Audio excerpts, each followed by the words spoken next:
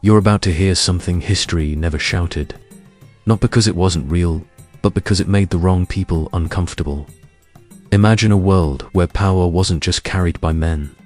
Imagine noble women, not meek wives or background figures, but rulers, regents, empresses. And some of them kept concubines of their own, not servants, not slaves, chosen, desired, controlled. It happened in palaces, temples, hidden chambers, across empires from China to Persia to the courts of Europe. And tonight, you'll step into that truth.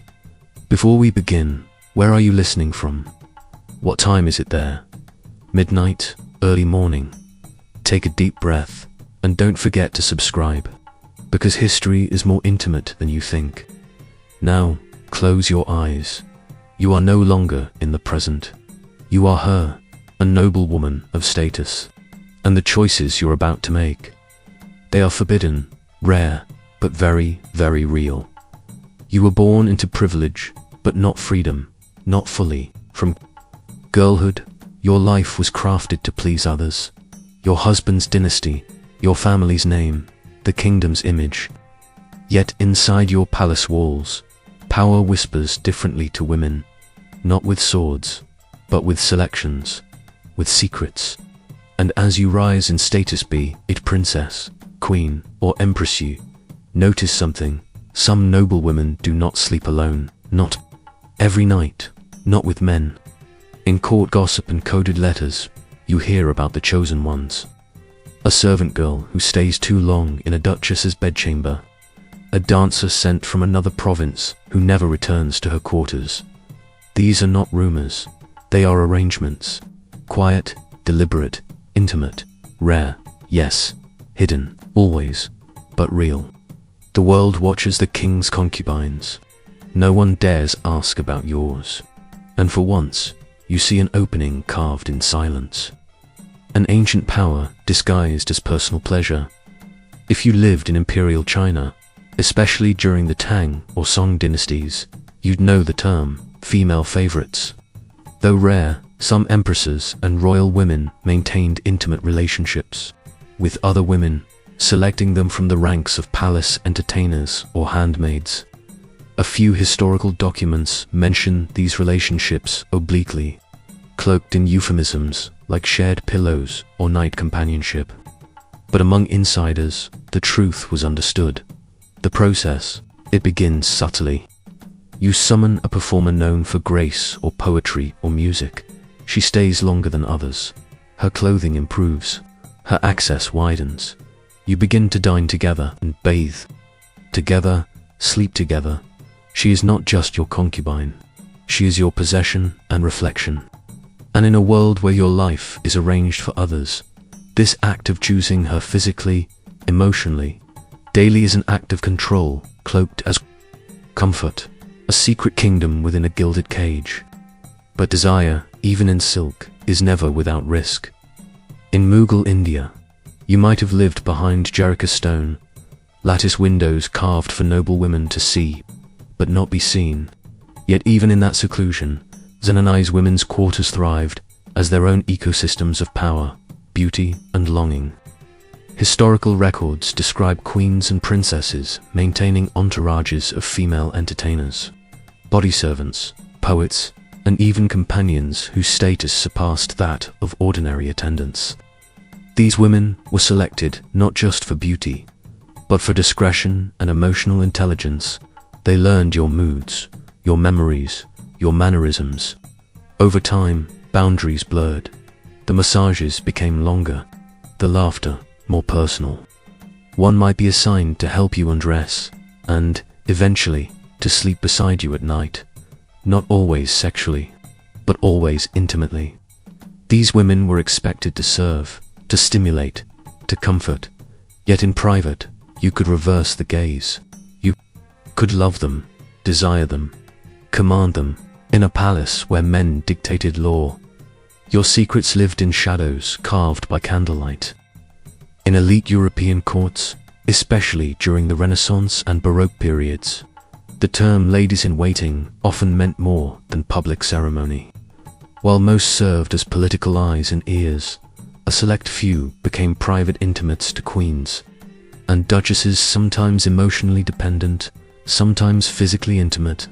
Queen Christina of Sweden, for example, was noted for her passionate affection toward her ladies. Her letters reveal yearning, jealousy, and possessive language.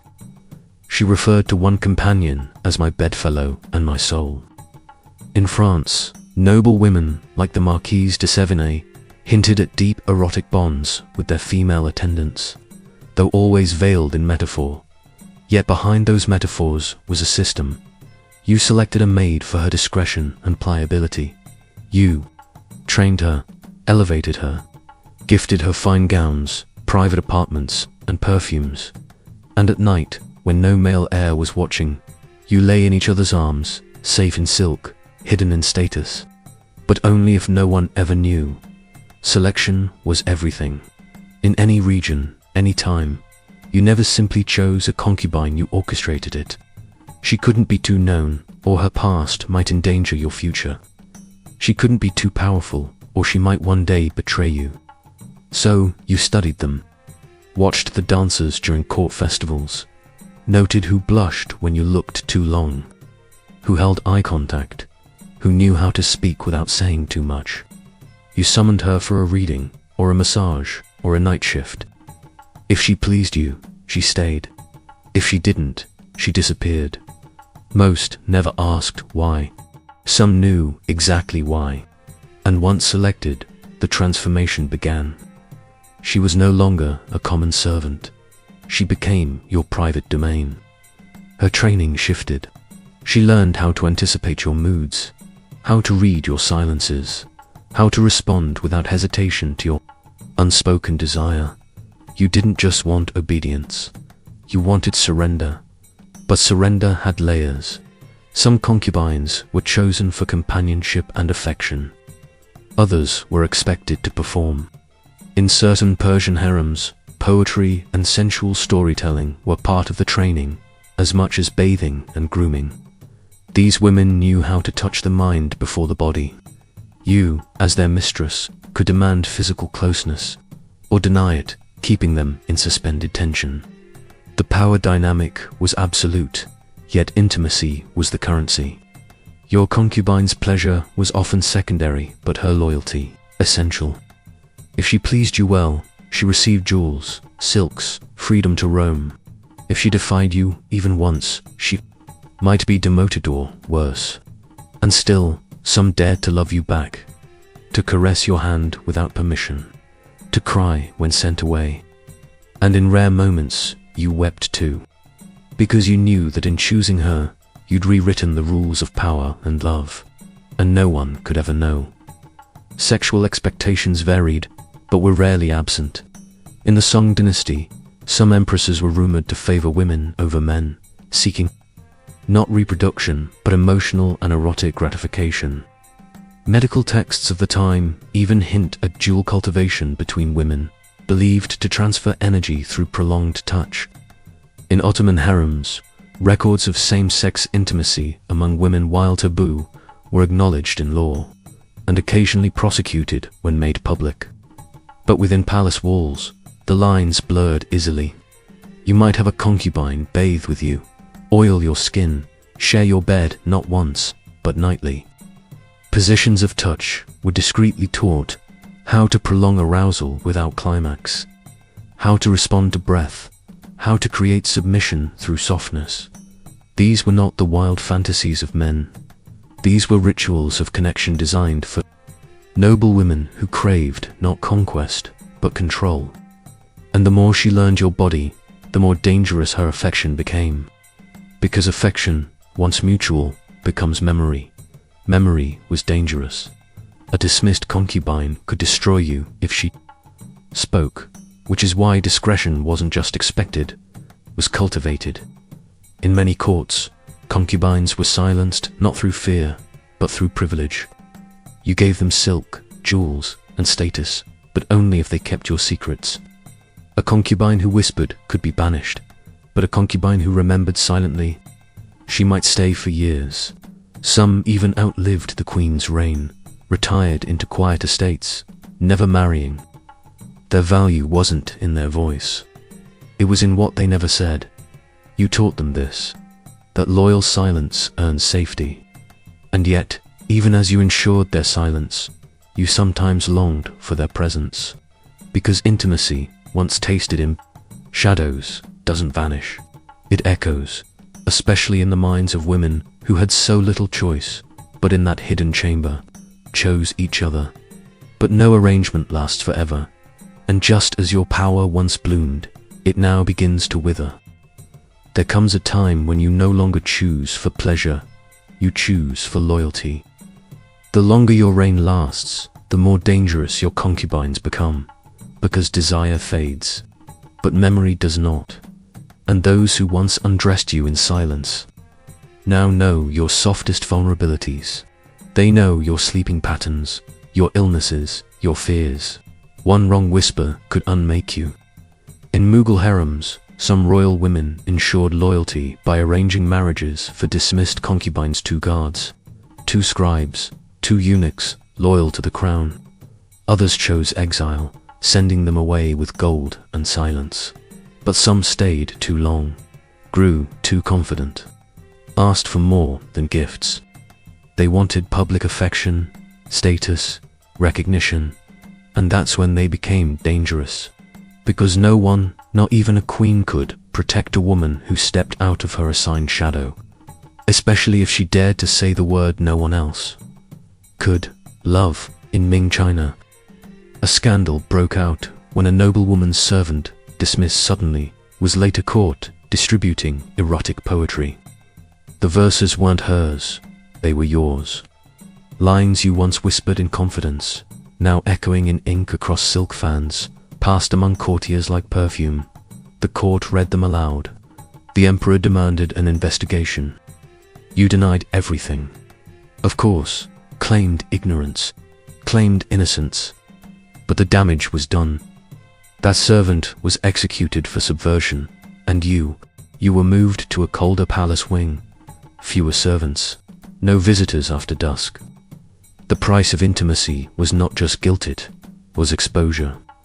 From then on, you learned to select your concubines even more carefully. You no longer trusted softness. You looked for hunger not of the body, but of the soul. Hunger for survival, for obedience, for survival above emotion. Because only a woman who wanted to stay invisible could be trusted to share your bed. In Europe, noblewomen rarely faced public accusations, but rumors spread like plague. One duchess of the Polish Lithuanian Commonwealth was whispered to keep her own harem of chambermaids. A Jesuit confessor warned the royal court, where women hold too much comfort in each other, the devil makes room. And so new rules were imposed: rotating servants, shorter shifts, restricted privacy. But you always found a way. A glance during morning robes, a touch passed during grooming, a second set of footsteps after the palace slept. Yet the danger wasn't always from men. Other women noticed. Rivals, jealous courtiers. They'd watch you for signs. Who lingered too long, who wore better fabric, who laughed too freely. And when they could, they'd report you. Not to destroy your desire, but to undermine your influence. Because if you could be accused of sin, you could be removed from power and desire between women. It wasn't just a scandal, it was a weapon. Sometimes, your concubine wanted more than your affection. She wanted your authority. In royal courts, power is currency, and proximity to it can intoxicate. A favorite concubine might begin making demands: more jewelry, more access, even opinions on state matters. In Safavid Persia, court records mention the ladies of influence, women once chosen for beauty, who grew into political threats. Some advised queens, others passed secrets to rival houses, and a few tried to take lovers of their own. That was the breaking point. A concubine who sought freedom from you, or worse, dared to pursue someone else, man or woman, was seen as rebellion, not because of the sex, but because of the betrayal of structure. You were the selector, the giver, the keeper. If she began choosing without you, she wasn't your concubine anymore. She was a risk. And in a world where silence protected you, risk meant ruin. Punishment varied across cultures. In the Ottoman Empire, palace women who stepped beyond acceptable intimacy boundaries were sometimes banished and killed, but erased. Their names scratched from the registers. Their belongings burned. They were sent to far-off provinces under the guise of marriage or service. But everyone knew they had been too close to power. And you mourned them quietly. You kept a token, an earring, a scarf, a verse scratched on a clay dish. And then you moved on. Because to grieve publicly was to confess. And queens were allowed many things, but not that kind of pain. The next time you chose a concubine, you didn't choose beauty. You chose silence wrapped in loyalty. But even then, when she touched your wrist a little too softly, your heart reminded you, this was always more than control. This was longing. Wearing a mask, and longing, no matter how disguised, eventually burns through silk. As the years passed, you saw your peers fall. Noblewomen accused of moral corruption, dismissed to convents, or exiled to country estates. Their names disappeared from court records. But if you listened, really listened, you'd hear their stories in whispers. She loved her handmaid more than her husband. She gave her favorite girl a sapphire ring. She died with a letter pressed to her heart. These weren't fantasies. These were histories scrubbed to clean. And as you watched them vanish one by one, you learned how to make your story invisible. You gave your concubines no titles, no legacies, no trace. You taught them to forget your touch in public and recall it only in dreams. And sometimes, in the middle of the night, you'd rise, walk barefoot to the window, and wonder, was love worth the silence? And every time, you answered the same silence is the only way it survives. In some courts, concubines outlived their mistresses. When the royal woman died, her favorites were often reassigned, or, in some rare cases, executed, to protect secrets. But not all.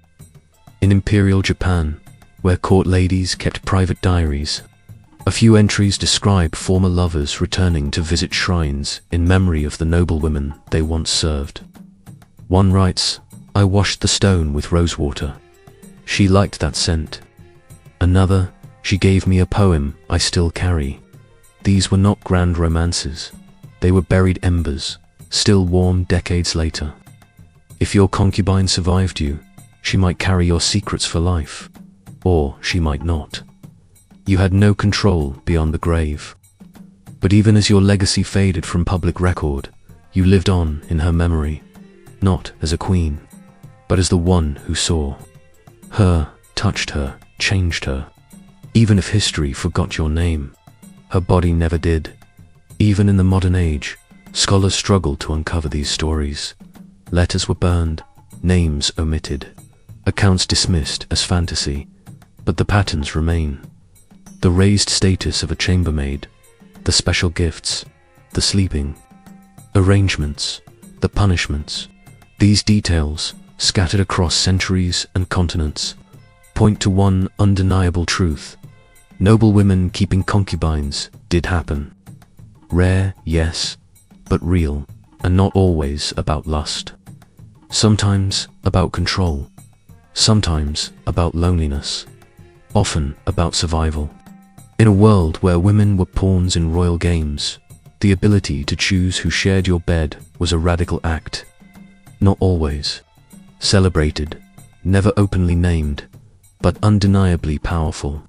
You, a woman of status, dared to desire.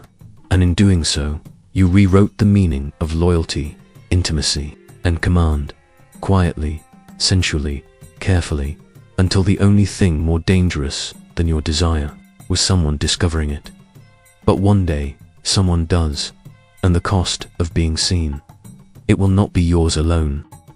Your name is no longer whispered in corridors. It's written in books, if carefully, if barely. But now, you begin to learn you're not alone. Across the centuries, scattered like constellations hidden in clouds, are others like you. Women who ruled and loved in secret, in shadows, or in defiance. Some you will meet only in fragments, a letter, a rumor, a change in rank too quick to be political. Others left clues, daring to etch their affection into paper, silk, or song. They, too, selected women as companions, confidants, concubines. And like you, they lived in danger. But unlike you, some were seen. Their secrets surfaced briefly, before being buried again. Tonight, you walk among them, not as fiction, not as fantasy, but as historical echoes. Some survived, others paid dearly, but all lived truth's history tried to erase. And in them, you see your reflection, clearer than any mirror.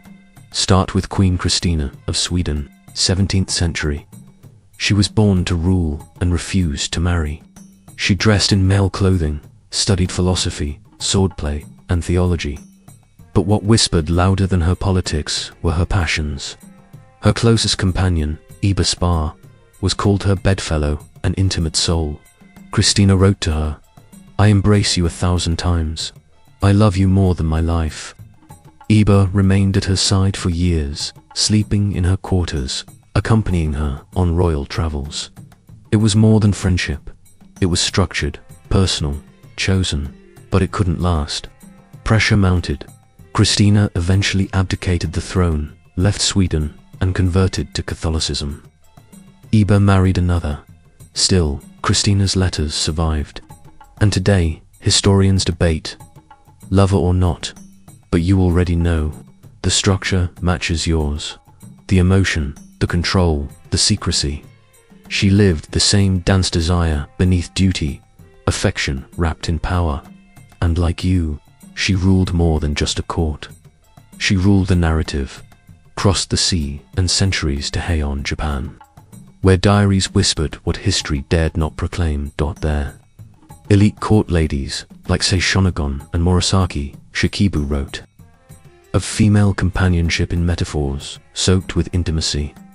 One passage from an unnamed noblewoman reads, "Her fingers lingered longer than needed when tying my robe." In the Kagero Nikki, a married woman details nights with her female companions that offered more warmth than her husband's bed. These women lived in a system where men ruled publicly, but behind the bamboo screens, it was women who shaped the emotional fabric of the palace. Some courtiers elevated select ladies to the status of knight companions, a term both innocent and loaded. You understand this language, you've used it. Massage servant, bedmaid, titles that mean one thing by day and another by night. In Heian, Japan, they wove erotic tension through poetry, perfume, and gesture. No scandals, no trials, just private resistance in the form of shared silk and shared sleep. Now step into Islamic Andalusia, 10th, 13th centuries, land of paradox and poetry. Here, love between women wasn't always criminal. It was acknowledged, debated, even celebrated in certain texts. The poet Walida bint al-Mustaqfi, daughter of a caliph, was known for her relationships with both men and women.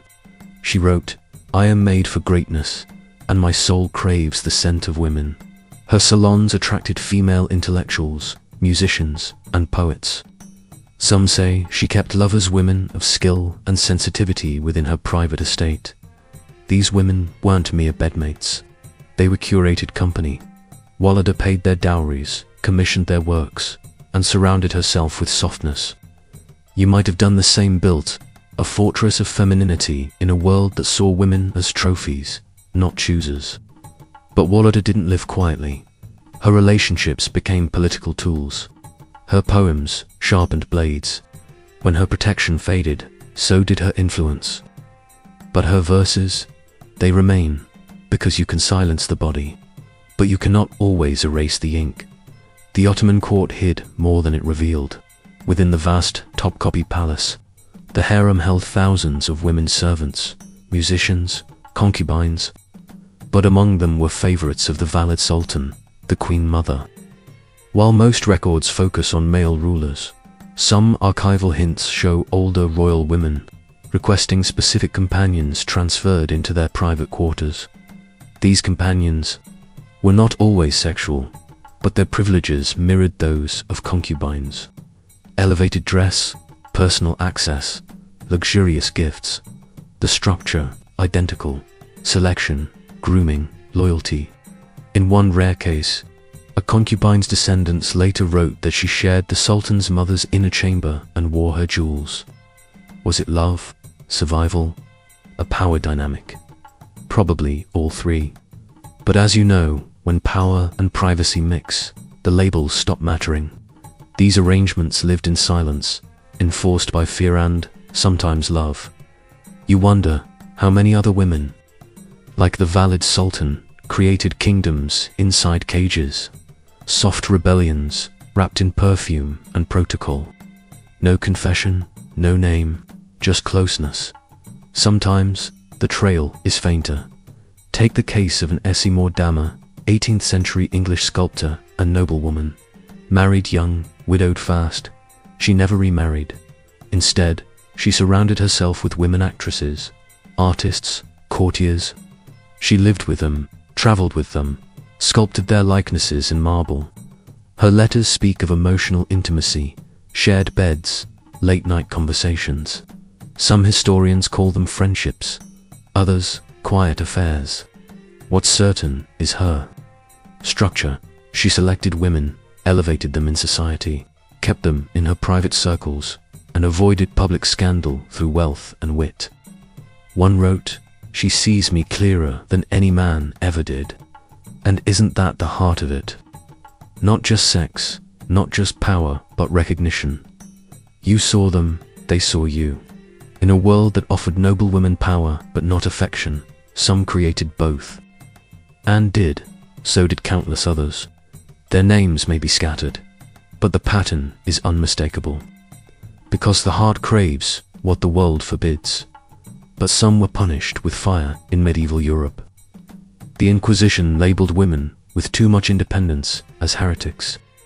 In 1477, Catherine Hetzeldorfer was executed in Germany for living as a man and keeping a female servant as a wife. While her case is more visibly queer than noble, it reveals the danger. Love between women wasn't always punished directly. It was relabeled as witchcraft, deviance, or heresy. You might have escaped such fate. Others weren't so lucky. A Venetian noblewoman was imprisoned after a maid claimed she had been used as a husband by her mistress. The court burned the testimony, but the sentence remained. The woman died under house arrest, and the servant vanished. These cases remind you that secrecy wasn't a choice, it was armor. The world would not care about your love only, the rules you broke to keep it, and rules when violated by women were rarely forgiven. Still, even in fear, they found ways to preserve their truth. A Persian noblewoman once commissioned a tapestry showing a goddess seated beside two veiled women, all touching the same rose. A scholar later noted, "It is neither religious nor erotic, but unmistakably personal."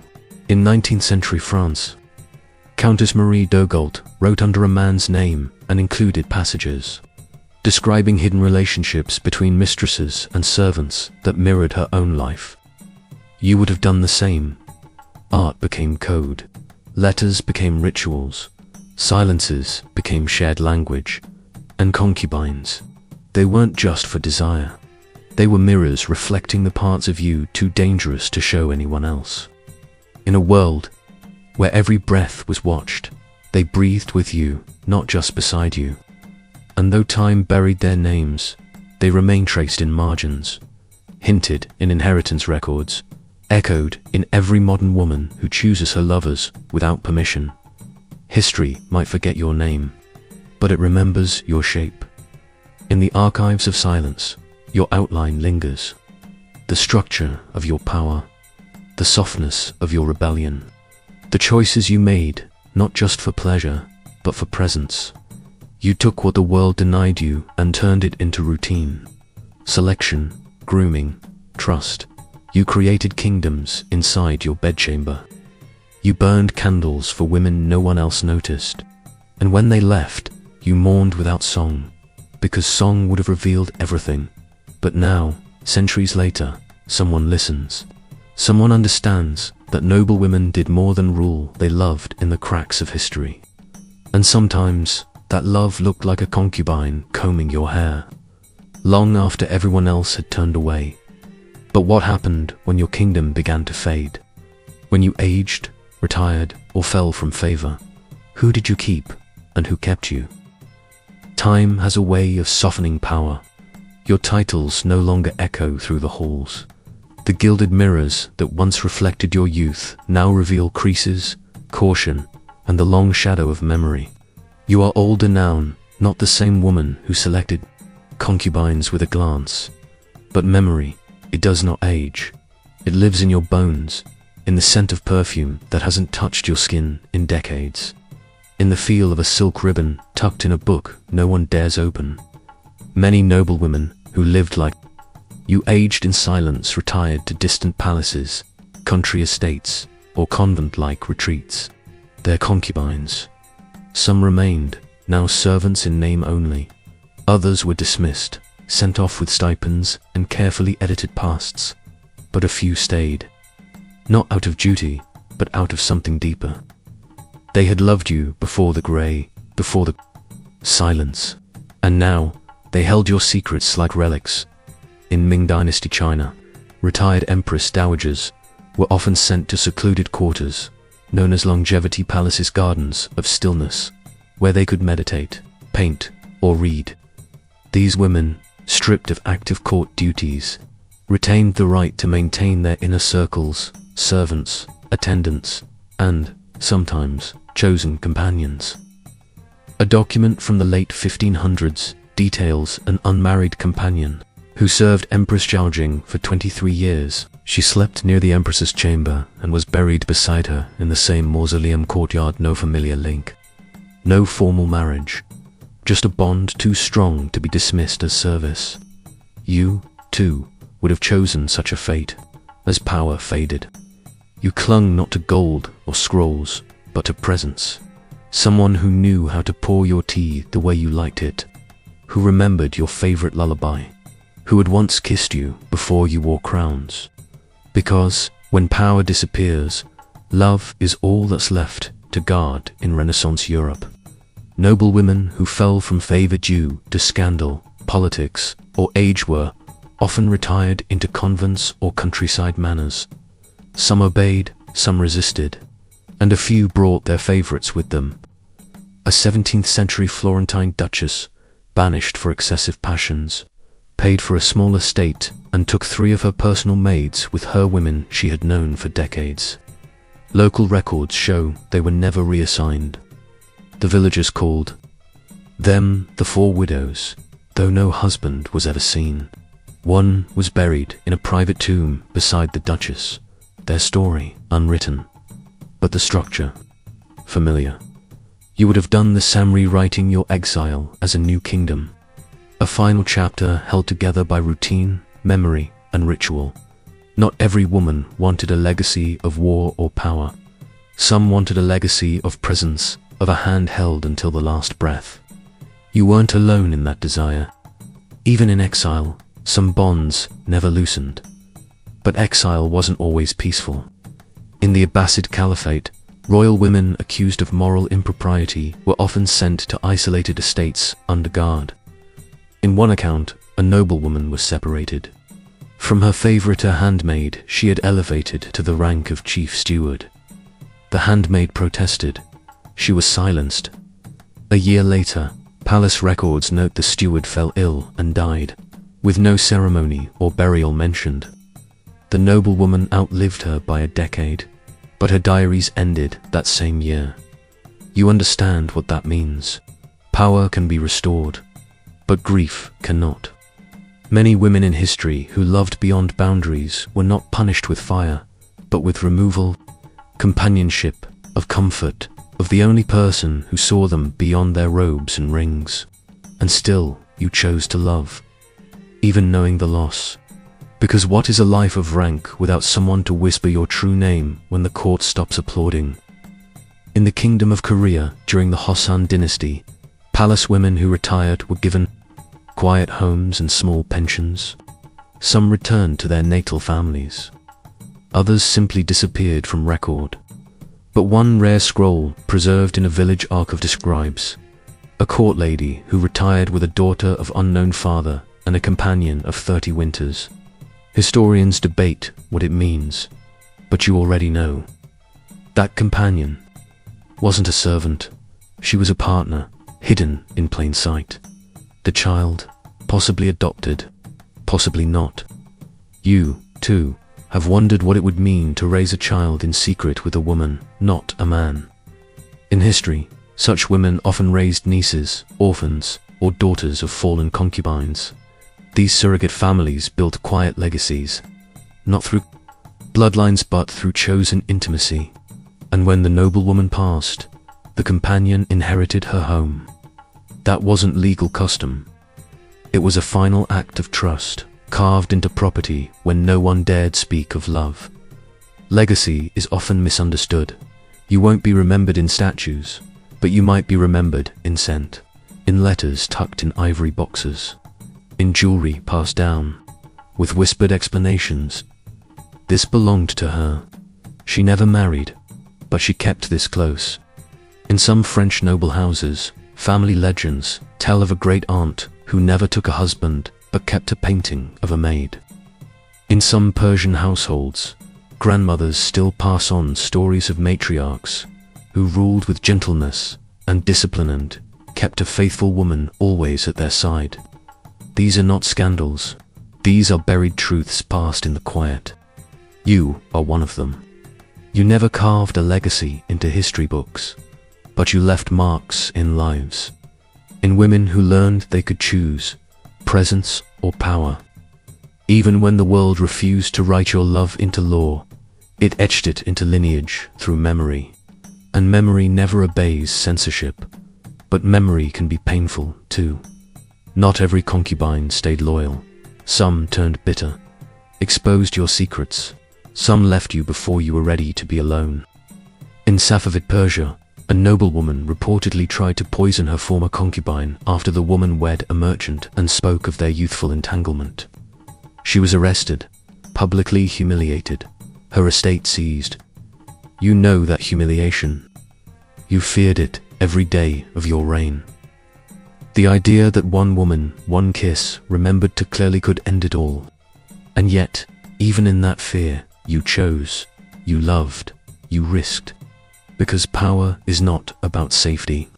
It's about claiming something in a world built to deny you everything personal. Even if your end comes with betrayal, you will have tasted something. Most rulers never do intimacy with no ulterior motive. That alone is worth the risk. Still, betrayal doesn't always come with warning.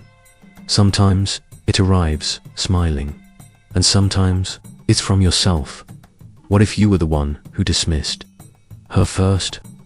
In the years of waning beauty and fraying influence, many noblewomen sent away their favorites not because of disloyalty, but out of fear. Fear of being seen vulnerable, of watching someone younger grow tired of their aging body. A Russian noblewoman once wrote in a letter to her confessor, "I gave her up not because I lost interest, but because I could no longer bear her looking at me with pity." You understand that pride, it shields you, but it also starves you. Some queens died alone, not because no one loved them, but because they refused to believe they were still worthy of love. You might have done the same. Sent her away while pretending it was strategy. Then waited every day for a letter that never came. And when it didn't arrive, you told yourself she forgot. But the truth is, you never gave her permission to return. Even in death, some tried to claim what the world denied them in life. In a secluded Chinese tomb discovered near Xi'an, archaeologists found 2 female bodies buried with joint inscriptions. One was a noblewoman, the other labeled a house companion. The stone read, 2 hearts, 1 journey, entombed in peace. There was no mention of marriage, No male guardian listed, just shared burial and shared afterlife. Historians argue about meaning, lovers, sisters, trusted servants. The ambiguity is deliberate, because even in death, you had to cloak the truth in riddles. You might do the same, inscribe your stone not with names, but with symbols only she would understand. A jasmine flower, a hairpin, a verse from a forbidden poem, and when others read it centuries later, they might miss the truth. But one woman, descendant, might pause, might feel the silence in the stone, and might know this was more than companionship. This was a buried act of resistance. But time never stops turning, and as it carries your name into dust, someone else opens her eyes. A modern woman, a listener, a scholar, a dreamer, and she wonders what you were hiding, and why you never told her. Somewhere across centuries, a woman like you is listening. Maybe in a quiet apartment with walls too thin, maybe alone after a long day, maybe lying beside someone who doesn't know her completely. She listens not because your story is famous, but because it sounds familiar, and as you reach through time, you find yourself reflected in her breath, in her hesitation, in her hunger. You didn't live for applause, you lived in spite of silence. You chose not because it was safe, but because it was true. Your story isn't carved on marble or taught in textbooks, but it lingers in perfume, in heirlooms, in myths, in soft gestures passed down through generations of women who know something they were never told. She doesn't need proof to feel it. She can hear it in your absence. And that absence, it speaks. Because some truths aren't shouted. They're whispered loud enough to survive. Modern historians still argue over the term concubine. They label it pejorative, submissive, patriarchal, and for most of history it was but. In your world, when women held the reins, became something else. You didn't keep concubines for male approval. You kept them because no other structure allowed you to explore the unspoken desire, loyalty, identity. In private chambers, behind beaded curtains or silk screens, you reclaimed the definition. These weren't slaves, not in spirit. They were witnesses, co-conspirators, sometimes lovers, sometimes more. Today, we would call it queer intimacy, fluid loyalty, chosen family. But you didn't need those labels. You just needed her to stay. When the rest of the world called you a threat. And she did. So maybe the word concubine was flawed. Maybe it still is. But to you, it meant someone you chose freely in a world that chose everything else for you. Museums hold your portraits now. They describe you as stoic, graceful, distant. But they never show the second woman in the room. The one who helped you into that gown. The one who pinched your earring just right. The one who brushed your hair until your shoulders trembled. The records erase her. But your eyes, frozen in paint, still look toward her just off canvas. It's always the gaze that survives. In one 17th century painting, a queen poses with a servant, barely visible in shadow, holding a folded silk handkerchief. Experts argue whether it's symbolic, but you know better. It's real, it's a signature, a tribute only she would recognize. You were never truly alone in those portraits. Even if they never painted her face, her presence still whispers through the folds of fabric, the angle of your shoulder. She may have been forgotten, but she was always seen by you. Across continents, scholars now dig through letters, estate logs, private memoirs, looking for traces. What they find is subtle. Two women buried in adjoining plots. A personal servant named in a noblewoman's will as my dearest comfort. A series of dowries paid to one girl, but none of the others. These aren't mistakes, they're breadcrumbs. Tiny rebellions against a world that demanded women explain nothing. The structure repeats. Proximity, privacy, protection. The things lovers create, You weren't the only one. You were part of a larger web, one sewn in whispers, reinforced in silk, hidden behind protocol. And now that web is finally visible, not because the world allowed it, but because the truth refuses to stay buried. She is being found, so are you. Not in scandal, not in shame, but in awe. Because you dared to desire when the world demanded obedience. We tell ourselves modern love is free, that no one hides anymore, that all forms of intimacy are now permitted. But that's a lie. Even today, women censor their hearts. Even now, power demands masks. So your story matters, not because it's ancient, but because it's still happening. In every woman who can't put her feelings into words. In every servant who becomes something more. In every noble who realizes that intimacy is more dangerous than war. Your survival teaches her this, that choosing who you love is the deepest act of sovereignty.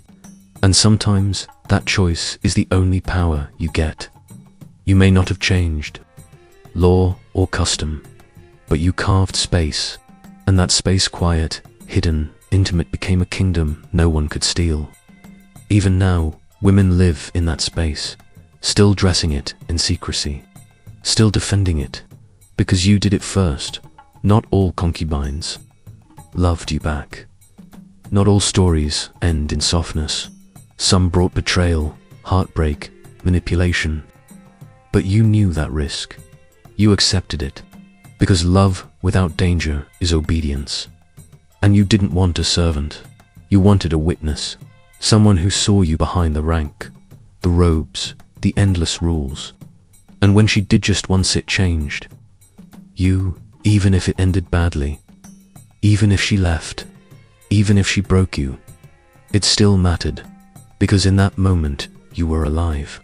And for women like you, that moment was rare. History teaches that love is for poets and war is for rulers. But you proved otherwise. Your war was fought behind closed doors with soft skin and hidden notes. And your victory, that you felt everything the world tried to silence. There's power in never being named, in letting the truth live without capture. Some stories resist definition because they were never meant to be displayed. They were meant to be felt. You didn't write your love into law, but you wrote it into people. Into concubines who told stories to their daughters. Into chambermaids who lit candles beside old keepsakes. Into scholars who found your initials carved on a mirror. That is your archive. Not marble, but memory. Not titles, but touch. And long after your kingdom fell, someone remembered how you smelled when you entered the room. How you touched her wrist when no one was looking. How you listened. You may not be quoted in textbooks, but you are etched into lineage in ways no historian can catalogue. And in that, you live till now, centuries later. A woman lies in bed listening to your story. She imagines your silk robes, your heavy crown, the curve of your hidden smile. She wonders what it felt like to choose love that couldn't speak its name. To keep someone close, not because she had to be, but because she wanted to be. She whispers to herself, maybe I'm not so strange, and maybe that's the gift you left behind. Not just survival, not just secrecy, but validation. That what she feels has been felt before, that the silence she keeps has a history, that the fire inside her has a lineage, and that somewhere, once, a woman like her ruled, loved, and was never truly alone.